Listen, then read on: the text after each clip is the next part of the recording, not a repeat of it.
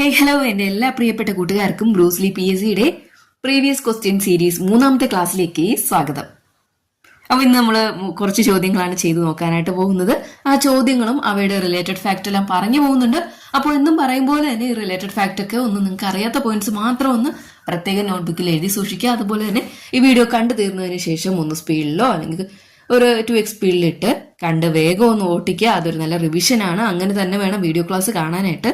പിന്നെ പറയാനുള്ള കാര്യം എന്ന് വെച്ചിട്ടുണ്ടെങ്കിൽ ഈ വീഡിയോ നിങ്ങൾക്ക് കാണുന്ന സമയത്ത് സ്പീഡിലിട്ട് കാണുന്നുള്ളവർക്ക് സ്പീഡ് കൂട്ടിയിട്ട് കാണാം. അതുപോലെ തന്നെ സ്പീഡ് കുറവാണെന്ന് തോന്നുന്നവർക്ക് അതിൽ കൂട്ടിയിട്ട് കാണാൻ, സ്പീഡ് കൂടുതലാണെന്ന് തോന്നുന്നവർക്ക് സ്പീഡ് കുറച്ചിട്ട് കാണാനുള്ള സംവിധാനം ഉണ്ട്. അപ്പോൾ അതങ്ങനെ ഉപയോഗപ്പെടുത്തുക.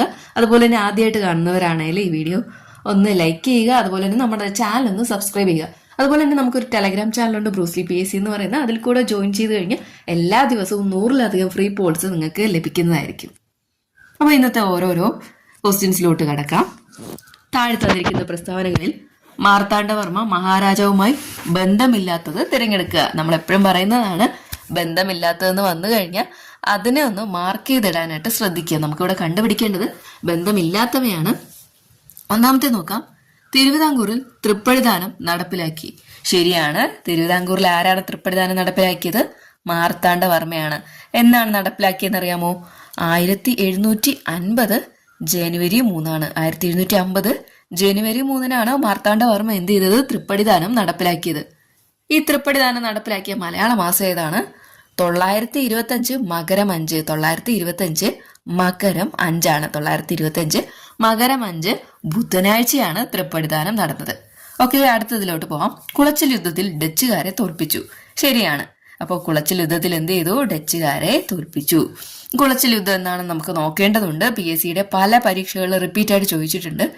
കുളച്ചിൽ യുദ്ധം എന്നാണ് 1741 ഓഗസ്റ്റ് 10. 1741 ഓഗസ്റ്റ് 10 എന്ത് നടന്നത്? കുളച്ചിൽ യുദ്ധം നടന്നത്. കുളച്ചിൽ എവിടെ സ്ഥിതി ചെയ്യുന്നു? തമിഴ്നാടാണ്. ഓക്കെ, തമിഴ്നാടാണ്. പിന്നെ രാജ്യത്തെ കോവിലകത്തും വാതുക്കൽ എന്ന പേരിൽ അനേകം റവന്യൂ യൂണിറ്റുകളായി തരംതിരിച്ചു. അതെന്താണ്? തെറ്റാണ്. ഓക്കെ, കാരണം എന്നാന്ന് വെച്ചിട്ടുണ്ടെങ്കിൽ രാജ്യത്തെ കോവിലകത്തും വാതുക്കൽ എന്ന പേരിൽ അനേകം റവന്യൂ യൂണിറ്റുകളായിട്ട് തരംതിരിച്ചത് മാർത്താണ്ഡവർമ്മയല്ല, ശക്തൻ തമ്പുരാനാണ്. ഓക്കെ, ശക്തൻ തമ്പുരാനാണ് രാജ്യത്തെ കോവിലകത്തും വാതുക്കൽ എന്ന പേരിൽ അനേകം റവന്യൂ യൂണിറ്റുകളായിട്ട് തരംതിരിച്ചത്.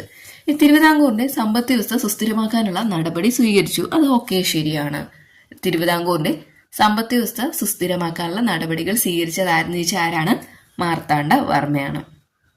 അപ്പോൾ മാർത്താണ്ഡവർമ്മയുമായി ബന്ധപ്പെട്ടത് തിരുവിതാംകൂറിൽ തൃപ്പടിദാനം, കുളച്ചിൽ യുദ്ധത്തിൽ ഡച്ചുകാരെ പരാജയപ്പെടുത്തി, തിരുവിതാംകൂറിന്റെ സമ്പദ് വ്യവസ്ഥ സുസ്ഥിരമാക്കാനുള്ള നടപടി സ്വീകരിച്ചു. തെറ്റായിട്ടുള്ളത് ഏതാണ്? ഓപ്ഷൻ ബി ആണ് ഇതിലെ ആൻസർ ആയിട്ട് വരുന്നത്.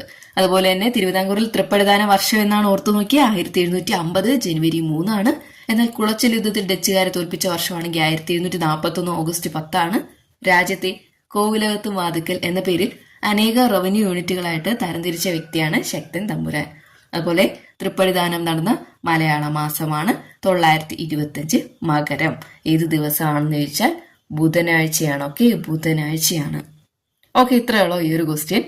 നമുക്ക് അടുത്ത ചോദ്യത്തിലോട്ട് പോകാം. ശരിയായ ജോഡി തിരഞ്ഞെടുക്കുക. ശരിയായ ജോഡി തിരഞ്ഞെടുക്കുക. ചമ്പാരൻ തിങ്കതീയ സമ്പ്രദായം. ഓക്കെ, കറക്റ്റ് ആണല്ലേ? ശരിയായ ചോദ്യമാണ് ചോദിച്ചിരിക്കുന്നത്. അപ്പോൾ ശരിയായ ഒന്ന് മാർക്ക് ചെയ്ത് വെച്ചേക്കുക. ചമ്പാരൻ തിങ്കതീയ സമ്പ്രദായം. ചമ്പാരൻ സത്യാഗ്രഹ വർഷം എന്നാണ്? 1917. ഓക്കെ, ചമ്പാരൻ എന്നാണ്? 1917. ചമ്പാരൻ 1917. ഈ തിങ്കതീയ സമ്പ്രദായം എന്ന് വെച്ചാൽ എന്താണ്? കർഷകർക്ക് സ്വന്തം ഭൂമിയുടെ 23% നീലം കൃഷി ചെയ്യാൻ നിർബന്ധിതമായി. കർഷകർ സ്വന്തം ഭൂമിയുടെ 3/3 എന്താണ്? നീലം കൃഷി ചെയ്യാനായിട്ട് നിർബന്ധിതമായി. അതിനെയാണ് തിങ്കതീയ സമ്പ്രദായമായിട്ട് ബന്ധപ്പെട്ടിരിക്കുന്നത്. ഓക്കെ, അടുത്ത ഖേദ നീൽദർപ്പൺ. അത് തെറ്റാണ് അല്ലെ? നീൽദർപ്പൺ ആരാണ്? ദീനബന്ധു മിത്ര. ദീനബന്ധു മിത്രയാണ്. ഇനി തേഭാഗ ബർഗാദർമാർ. തേഭാഗ ബർഗാദർമാർ അതെന്താണ്? ശരിയായിട്ടുള്ളതാണ്. തേഭാഗ ബർഗാദർമാർ. അപ്പോൾ ഇതിൽ ആൻസർ ആയിട്ട് വരുന്നത് 1ഉം 3ഉം ആണ്. 1ഉം 3ഉം ആണ്. തേഭാഗ ബർഗാദർമാരാണ്. ഈ തേഭാഗ സമരം നടന്ന വർഷം എന്നാണ്? 1946-47 കാലഘട്ടം. 1946 47 കാലഘട്ടമാണ്. തേഭാഗ സമരം നടന്ന കാലഘട്ടമാണ് 46, 47. തേഭാഗ എവിടെയായിരുന്നു? ബംഗാളിലാണ്. ഓക്കെ, തേഭാഗ എവിടെയാണ്? ബംഗാൾ. തേഭാഗ സമരം നടന്നത് എവിടെയാണെന്ന് ചോദിച്ചാൽ എവിടെയാണ്? ബംഗാൾ. ഈ തേഭാഗ സമരത്തിന് ഉറപ്പായിട്ട് ഒരു നേതാവ് ഉണ്ടായിരിക്കും. ആ നേതാവ് ആരാണ്? ഭവാനി സെൻ. തേഭാഗ സമരത്തിന്റെ നേതാവ് ആരാണ്? ഭവാനി സെൻ. ഓക്കെ, ഭവാനി സെൻ ആണ് തേഭാഗ സമരത്തിന്റെ നേതാവ് എന്ന് പറയുന്നത്. തേഭാഗ സമരത്തിന്റെ നേതാവ് എന്ന് പറയുന്നത് ആരാണ്? ഭവാനി സെൻ ആണ്. ഓക്കെ, ഭവാനി സെൻ, ഭവാനി സെൻ. അപ്പൊ ഇത്രയേ ഉള്ളൂ. ചമ്പാരൻ സത്യാഗ്രഹം വർഷം 1917 തിങ്കതീയ സമ്പ്രദായം ചമ്പാരൻ സത്യാഗ്രഹവുമായി ബന്ധപ്പെടുന്നു. കർഷകർക്ക് സ്വന്തം ഭൂമിയുടെ 3% നീലം കൃഷി ചെയ്യാൻ നിർബന്ധിതമായതുമായി ബന്ധപ്പെട്ടതാണ് ചമ്പാരൻ സത്യാഗ്രഹം. ഓക്കെ, പിന്നെ തേഭാഗ സമരം, ഭാർഗാദർമാർ തേഭാഗ സമരവുമായി ബന്ധപ്പെട്ടിരിക്കുന്നു. തേഭാഗ സമരത്തിന്റെ നേതാവ് ചോദിച്ചു കഴിഞ്ഞാൽ ഭവാനി സെൻ ആണ്. നടന്നത് ബംഗാളാണ്. 1946, 47 കാലഘട്ടത്തിൽ. ഓക്കെ, എല്ലാവർക്കും സെറ്റ് ആയില്ലേ? ഏതെങ്കിലും ക്വസ്റ്റ്യൻസ് അറിയില്ലെങ്കിൽ എഴുതി വെക്കണേ. അടുത്ത ചോദ്യം, 1935 ഗവൺമെന്റ് ഓഫ് ഇന്ത്യ ആക്ട് വ്യവസ്ഥകളിൽ ഉൾപ്പെടാത്തത് ഏത്? 1935 ഗവൺമെന്റ് ഓഫ് ഇന്ത്യ ആക്ട് വ്യവസ്ഥകളിൽ ഉൾപ്പെടാത്തത് ഏതെല്ലാം?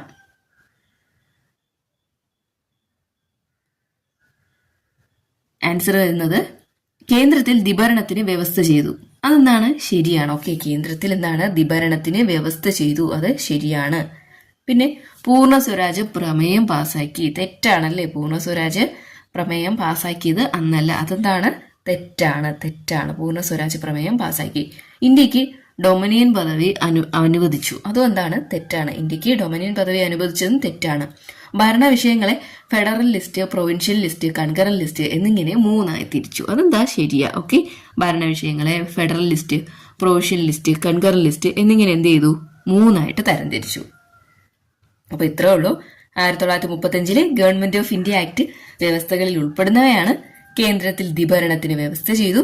ഭരണ വിഷയങ്ങളെ federal list, provisional list, കൺകറൻ list എന്നിങ്ങനെ എന്ത് ചെയ്തു? 3 തരംതിരിച്ചു.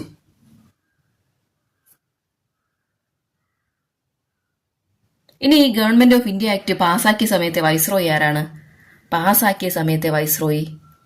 പാസാക്കിയത് വെല്ലിംഗ്ടൺ ആണ്. വെല്ലിംഗ്ടൺ. ഓക്കെ, പാസാക്കിയ സമയത്ത് ആരാണ്? വെല്ലിംഗ്ടൺ പ്രഭു. എന്നാൽ 1937 ഇത് നിലവിൽ വരുന്നത്. ഈ 37 നിലവിൽ വന്ന സമയത്ത് വൈസ്രോയി ആരാണ്? ലിൻ ലിത്ഗോ. അപ്പോൾ 1935 ഗവൺമെന്റ് ആക്ട് പാസാക്കിയ സമയത്തെ വൈസ്രോയി വെല്ലിംഗ്ടൺ ആണ്. പാസാക്കിയ സമയത്തെ വൈസ്രോയി ആരാണ്? വെല്ലിംഗ്ടൺ പ്രഭു ആണ്. എന്നാൽ 1937 ഗവൺമെന്റ് ഓഫ് ഇന്ത്യ ആക്ട് നിലവിൽ വരുമ്പോൾ വൈസ്രോയി ആരാണ്? ലിൻ ലിത്ഗോ പ്രഭു ആണ്. ഓക്കെ, ലിൻ ലിത്ഗോ പ്രഭു ആണ്. താഴെ തന്നിരിക്കുന്നവയിൽ 2ാം ലോക മഹായുദ്ധവുമായി ബന്ധമില്ലാത്തത് എഴുതുക. കപട യുദ്ധം 2ാം ലോക മഹായുദ്ധവുമായിട്ട് ബന്ധം ഉള്ളതാണ്.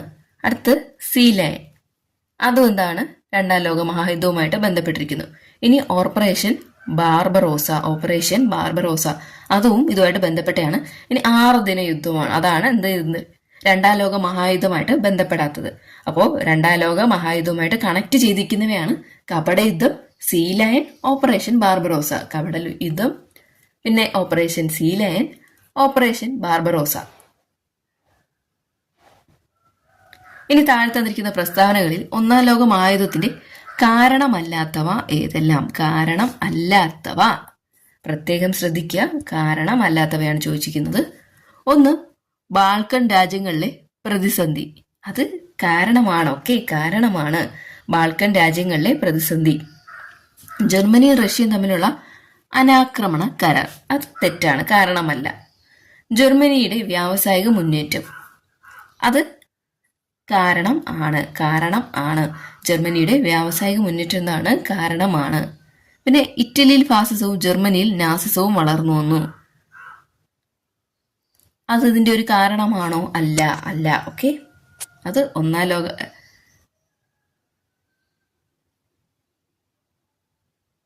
അപ്പോൾ ഇതിൽ ശരിയായിട്ട് വരുന്നവ ഏതൊക്കെയാണ്?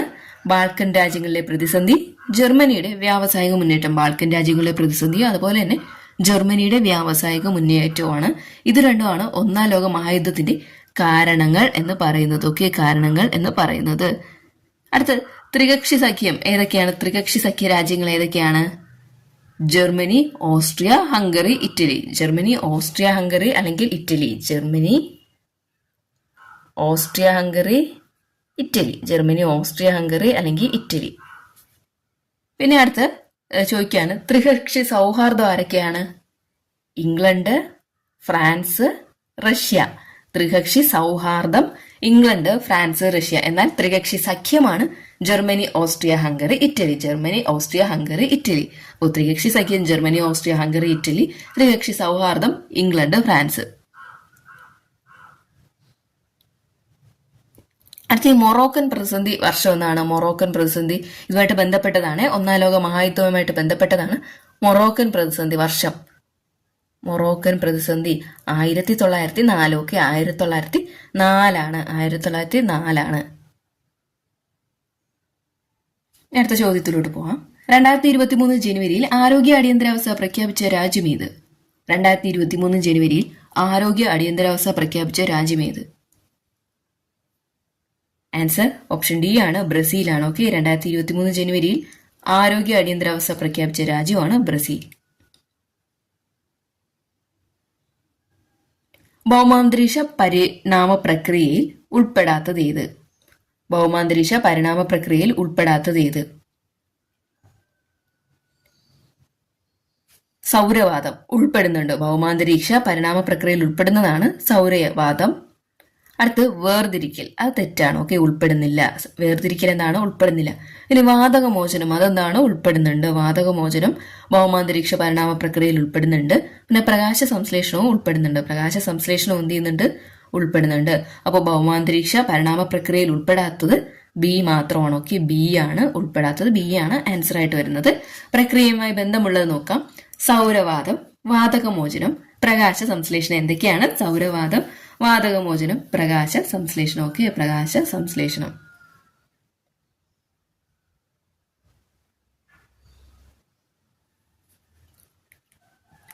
അടുത്ത ചോദ്യമാണ്, പ്രസ്താവനകൾ പരിശോധിച്ച് താഴെ തന്നിട്ടുള്ള ഉത്തരങ്ങളിൽ നിന്നും ഏറ്റവും ശരിയായത് എഴുതുക. 1. ഒരു ഭ്രംശതലത്തിലൂടെ ശിലകൾ തെന്നിമാറുന്നതിലാണ് ടെക്ടോണിക് ഭൂകമ്പങ്ങൾ ഉണ്ടാകുന്നത്. ഒരു ഭ്രംശതലത്തിലൂടെ ശിലകൾ തെന്നിമാറുന്നതിലാണ് ടെക്ടോണിക് ഭൂകമ്പങ്ങൾ ഉണ്ടാകുന്നത്. അതെന്താണ്? ശരിയാണ്. ഓക്കെ, ശരിയാണ്. ഒരു ഭ്രംശതലത്തിലൂടെ ശിലകൾ തെന്നിമാറുന്നതിലാണ് ടെക്ടോണിക് ഭൂകമ്പങ്ങൾ ഉണ്ടാകുന്നത്. അടുത്ത, ആണവ രാസ സ്ഫോടനങ്ങൾ മൂലവും ഭൂകമ്പങ്ങൾ ഉണ്ടാകാറുണ്ട്. സോറി ഗൈസ്, ആണവ രാസ സ്ഫോടനങ്ങൾ മൂലവും ഭൂകമ്പങ്ങൾ ഉണ്ടാകാറുണ്ട്. അപ്പൊ രണ്ടും തന്നെ എന്താണ്? ശരിയാണ്. അടുത്ത ചോദ്യം, സമുദ്രതട ഭൂപ്രകൃതിയുമായി ബന്ധപ്പെട്ട് 2 പ്രസ്താവനകൾ വായിച്ച് തന്നിട്ടുള്ള ഉത്തരങ്ങളിൽ ഏറ്റവും ശരിയായത് തിരഞ്ഞെടുക്കുക. വൻകരകളുടെ തീരങ്ങൾക്കും ആഴക്കടൽ തടത്തിനുമിടയിലുള്ള സംക്രമണ മേഖലയാണ് വൻകര തട്ട്. വൻകരകളുടെ തീരങ്ങൾക്കും ആഴക്കടൽ തടത്തിനുമിടയിലുള്ള സംക്രമണ മേഖലകളാണ് വൻകര തട്ട്. ഇനി സമുദ്രാന്തർ പർവ്വതങ്ങൾക്കും വൻകരങ്ങളുടെ അതിരുകൾക്കുമിടയിലെ വിശാലമായ സമതലങ്ങളാണ് ആഴക്കടൽ സമതലങ്ങൾ. സമുദ്രാന്തർ പർവ്വത നിരകൾക്കും വൻകരകളുടെ അതിരുകൾക്കുമിടയിലെ വിശാലമായ സമതലങ്ങളാണ് ആഴക്കടൽ സമതലങ്ങൾ എന്ന് അറിയപ്പെടുന്നത്. അപ്പൊ ഇത് രണ്ടും എന്താണ്? ശരിയാണ്. ഓക്കെ, 1ഉം 2ഉം ശരിയാണ്. ഒറ്റക്കൂടെ വായിക്കാം. വൻകരകളുടെ തീരങ്ങൾക്കും ആഴക്കടൽ തടത്തിനുമിടയിലുള്ള സംക്രമണ മേഖലകളാണ് വൻകര തട്ട്. സമുദ്രാന്തർ പർവ്വത നിരകൾക്കും വൻകരകളുടെ അതിരുകൾക്കുമിടയിലെ വിശാലമായ സമതലങ്ങളാണ് ആഴക്കടൽ സമതലങ്ങൾ എന്ന് അറിയപ്പെടുന്നത്. താഴെ തന്നിരിക്കുന്ന ജോഡികളിൽ ശരി അല്ലാത്തത് ഏതെന്നാണ് നമുക്ക് നോക്കാം. ആഗ്നേയശില, ഗ്രാനൈറ്റ്. ഓക്കെ, കറക്റ്റ് ആണ്. ആഗ്നേയശില ഗ്രാനൈറ്റ് ആണ്. ഇനി അവസാദശില ബസാൾട്ട്, തെറ്റാണല്ലേ. അവസാദശില ബസാൾട്ട് അല്ല, അത് തെറ്റാണ്. പിന്നെയുള്ളത് കായാന്തരിതശില, മാർബിൾ. ഓക്കെ, കറക്റ്റ് ആണ്. കായാന്തരിതശില, മാർബിൾ കറക്റ്റ് ആണ്. പിന്നെ മാഗ്മയിൽ ലാവയും ആഗ്നേയശിലകൾ തണുത്തുറങ്ങി ഉണ്ടാകുന്ന ശിലകളാണ്. മാഗ്മയിൽ ലാവയും തണുത്തുറങ്ങി ഉണ്ടാകുന്ന ശിലകളാണ് ആഗ്നേയ ശിലകൾ. അപ്പോൾ അതും എന്താണ്? കറക്റ്റ് ആയിട്ടുള്ളതാണ്. അപ്പോൾ ആഗ്നേയ ശിലകൾ നമുക്ക് പരിചയപ്പെടാം. Granite, basalt, dolerite, batholith, dykes, gabbro, pegmatite, അഗ്നിപർവ്വത, ബ്രച്ചിയ. ടഫ്. അപ്പോൾ ഒരിക്കൽ കൂടെ പറയാം. Granite, basalt, dykes, gabbro, pegmatite, അഗ്നിപർവ്വത ബ്രാച്ചിയ, ടഫ്. ഒരിക്കൽ കൂടി ആഗ്നേയശിലകൾ granite, basalt, dolerite, batholith, dykes, gabbro, pegmatite, അഗ്നിപർവ്വത ബ്രാച്ചിയ, ടഫ്. ഇത് ഉറപ്പായിട്ടും പഠിച്ചു വെച്ചേക്കുക. ഇനിയുള്ള പരീക്ഷകളിൽ ചോദിക്കും, ഷുവറാണ്, പ്രത്യേകിച്ച് CPO എക്സാമിന്. അവസാദശിലയ്ക്ക് ഉദാഹരണങ്ങൾ ഏതൊക്കെയാണ്?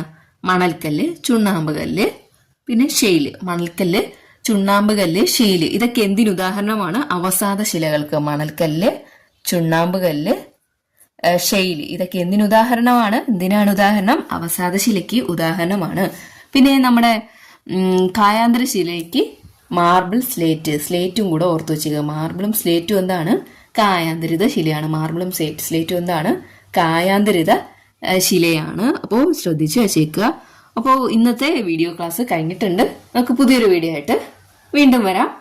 ഉടനെ തന്നെ നാളത്തെ ദിവസം തന്നെ അടുത്ത വീഡിയോ അപ്ലോഡ് ചെയ്യുന്നതായിരിക്കും. അപ്പോൾ എല്ലാവരും ശ്രദ്ധിച്ച് ഈ ഒരു സമയത്ത് വന്ന് വീഡിയോ അറ്റൻഡ് ചെയ്ത് അതുപോലെ തന്നെ നിങ്ങളുടെ അറ്റൻഡൻസ് കൂടെ ഒന്ന് രജിസ്റ്റർ ചെയ്തിട്ട് പോകാനായിട്ട് ശ്രദ്ധിക്കുക. Okay, thank you.